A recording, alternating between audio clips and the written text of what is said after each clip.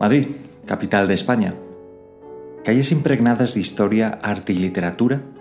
Muchos han sido los autores que han encontrado inspiración en esta gran urbe, a la que han escogido como escenario en el que desarrollar sus historias.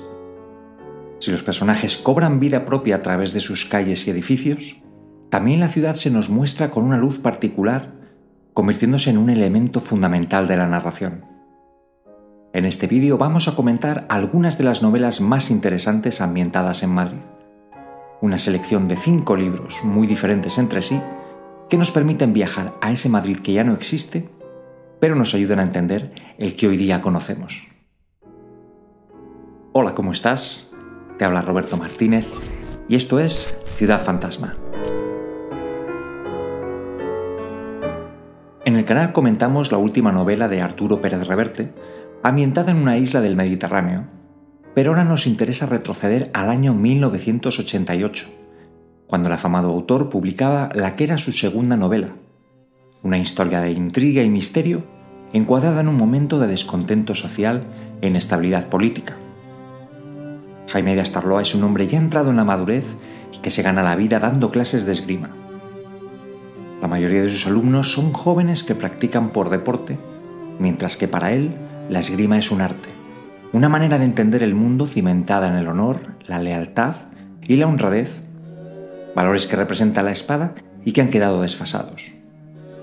Don Jaime vive ajeno a lo que sucede a su alrededor, con la nostalgia de quien comprueba que su mundo ha sido sustituido por otro que le es ajeno, hasta que aparece Adela de Otero, una joven bella y seductora que desea aprender del maestro una técnica secreta e infalible. Pérez Reverte nos traslada al Madrid de 1868, en los días previos a la revolución que daría fin al reinado de Isabel II, y tras el cual se intentaría configurar un régimen democrático en España. Esta dimensión histórica de Madrid no es un mero decorado para la novela, sino que juega un papel importante en lo que sucede a lo largo de sus páginas, proporcionando al autor un clima convincente de conspiración e intrigas en el que situar a sus personajes. La trama se complicará cuando lleguen a poder de don Jaime unos documentos comprometedores, tan importantes como para que alguien esté dispuesto a matar por hacerse con ellos. De manera inesperada, el maestro se verá involucrado en una serie de asesinatos y conjuras políticas que pondrán a prueba la firmeza de sus valores, tanto como su dominio del florete.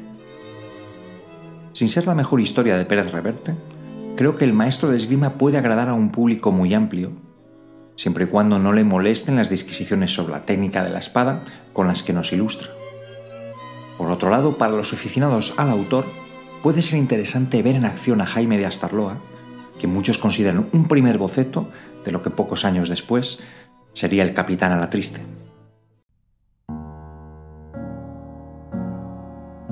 Tras su reciente fallecimiento, Almudena Grandes ha recibido varios homenajes de su ciudad natal. Desde el año pasado, por ejemplo, la estación de Atocha lleva su nombre. Y no es de extrañar, puesto que la mayor parte de sus historias se desarrollan en la capital de España, recreando un Madrid de dimensiones míticas que en sus obras de madurez adquiere una personalidad propia y una significación que trasciende al de mero decorado para la ficción. Hemos seleccionado para esta lista su tercera novela, Malena es un nombre de tango, publicada en 1994, que cuenta la historia vital de su protagonista desde la niñez a la edad adulta, ilustrando no solo su historia familiar, sino la de las últimas décadas de la historia de España. Debo decir que el título, para empezar, ya me parece un acierto total y hoy me sigue resonando en los oídos y despertando la misma fascinación que la primera vez que lo escuché. Aparte de esto, podríamos decir que se trata de uno de esos relatos extensos y minuciosos de saga familiar en los que el comportamiento de los personajes entra en diálogo con el resto de miembros del árbol genealógico, presentes y pasados, escrito además con un lenguaje muy personal. A Malena se le revela siendo niña que pertenece al lado oscuro de la familia. Marcada por el gen de la rebeldía y el inconformismo, será fuente de discordia e inestabilidad. En contraste con su hermana melliza, prototipo intachable de un cierto tipo de feminidad, Malena pone en tela de juicio el papel de la mujer como sujeto pasivo, destinado a permanecer en un segundo plano y afrontar la vida como un acto de sacrificio por los demás. Almudena Grandes parece reivindicar el valor de esas personas que se suelen etiquetar como ovejas negras por el hecho de no plegarse a las expectativas de otros o los patrones que marca la sociedad. En este contexto, la ciudad de Madrid se convierte en un vehículo a través del cual la protagonista conquista su libertad individual y lleva a cabo un proceso de crecimiento personal, al tiempo que nos permite revivir la vida nocturna de la movida madrileña. José Ángel Mañas conquistó el estrellato literario con poco más de 20 años, gracias a su primera novela y de manera totalmente inesperada. Cuenta él mismo que entregó el manuscrito a un escritor consagrado, padre de una amiga, a quien le pareció que el texto era impublicable y no merecía la pena enviarlo a ninguna editorial. Lejos de desanimarse, el joven aspirante buscó un premio al que presentar la obra, que llegaría casi por casualidad a manos del jurado del Premio Nadal. Tras quedar elegida finalista, la novela fue publicada finalmente en 1994. Así se gestó uno de los fenómenos literarios de la década de los 90, cuya fama no haría sino crecer tras el éxito de la adaptación cinematográfica, estrenada al año siguiente, y que, al igual que la versión impresa, se vería bendecida por los favores del público. Historias del Cronen es una narración en primera persona por parte de su protagonista, un muchacho de personalidad extrema, narcisista y manipulador, que muestra el lado más inquietante y salvaje de la juventud. Con los privilegios propios de haber nacido en una familia acomodada, no muestra otras ambiciones más allá de beber, drogarse y tener encuentros sexuales, una versión radical de lo que por entonces se llamaba desfasar o salir de fiesta. Es fácil que su incapacidad para empatizar o crear vínculos emocionales con su entorno provoque el rechazo del lector, y al mismo tiempo, este sea uno de los atractivos del libro. Para las correrías del protagonista y sus acompañantes, nos encontramos con el Madrid de principios de los 90 y numerosas alusiones a localizaciones de la ciudad.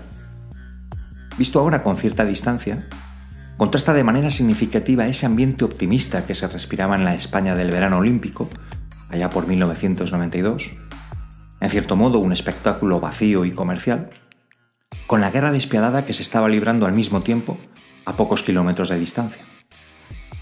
Otro de los alicientes del libro es el estilo narrativo, vertiginoso, crudo, los diálogos plagados de expresiones coloquiales con las que el autor trata de inmortalizar la jerga del momento. Aunque hay quien dice que es una mala copia de Bret Easton Ellis, a quien no he leído, yo la considero más bien un pariente lejano de La Naranja Mecánica. En todo caso, parece que se trata de uno de esos libros que o bien te gusta o te horroriza, y no hay mucho sitio para el término medio. En mi caso, a pesar de ver la película poco después de su estreno, no llegué a la novela hasta muchos años después. No solo me pareció divertida, sino que me devolvió en cierta manera a mi adolescencia durante el tiempo que duró la lectura. Eso sí, ya te adelanto que la célebre escena cinematográfica, en la que varios jóvenes se cuelgan para retarse de un viaducto de la M30, no aparece en el libro de Mañas.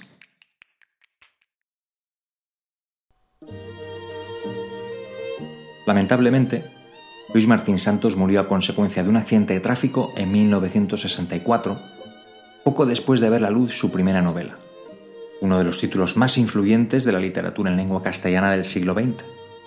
No necesitó más para convertirse en objeto de estudio en las aulas y de modelo para escritores.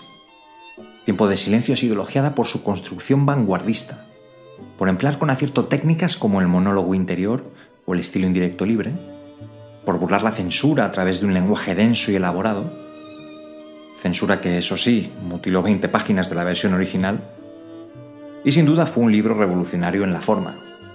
Exige un esfuerzo adicional si es que el lector aspira a desentrañar todo lo que se esconde entre sus páginas.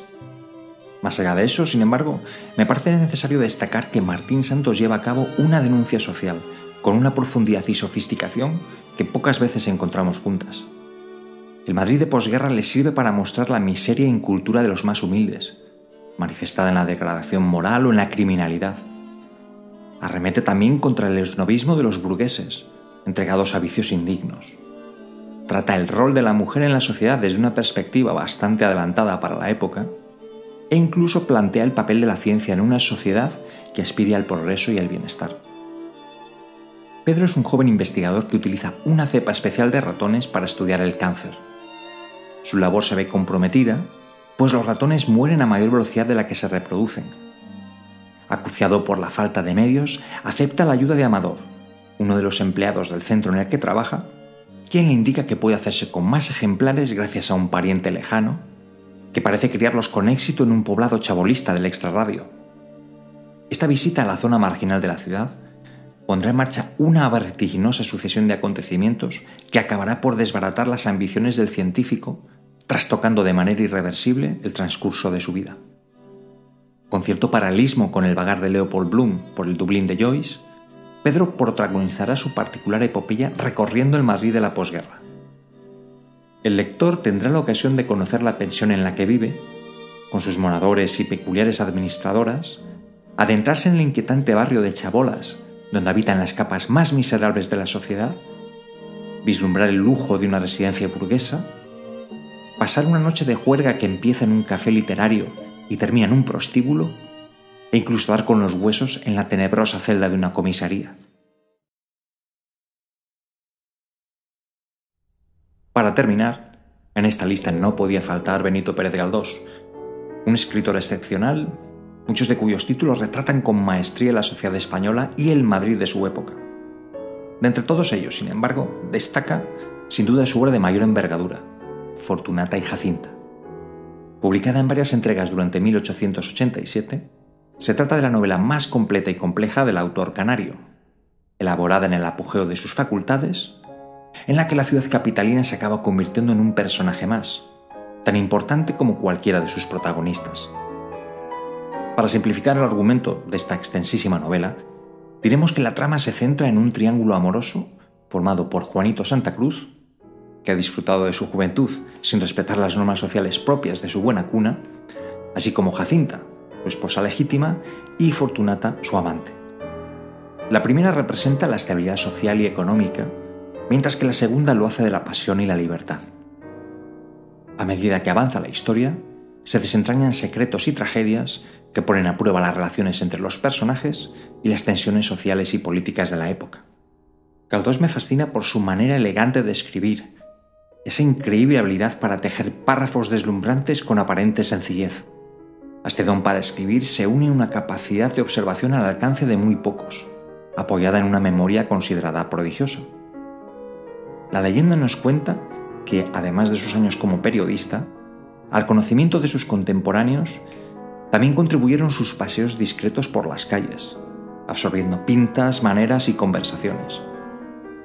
Y creo que por encima de todo, lo que admiro de don Benito es esa humanidad que confía a sus personajes, a quienes describe siempre con la dosis justa de compasión, evitando la crueldad sin caer en el recurso burdo de buenos y malos. Como buen autor realista, preocupado por mostrar la verdad, Galdós no será parco en descripciones. Madrid se eleva ante nosotros en toda su miseria y en todo su esplendor. Eso sí, a través de una mirada crítica y comprometida. Más allá del retrato fotográfico, tanto los protagonistas como el amplísimo número de brillantes secundarios entran en un sutil diálogo con la ciudad. Madrid define quiénes son, qué lugar ocupan en la sociedad, mientras que ellos proyectan sobre Madrid su mundo interior. A través de un impresionante entramado de pasiones y conflictos, el autor nos ofrece un retrato vívido de la sociedad madrileña del siglo XIX, explorando temas como el matrimonio, la religión, la clase social y el papel de la mujer, dando lugar a una de esas pocas obras universales que estoy seguro seguirá cautivando a numerosos lectores durante muchas generaciones. Y hasta aquí mis 5 propuestas para descubrir Madrid a través de la literatura. Te invito a que dejes las tuyas en los comentarios y feliz lectura.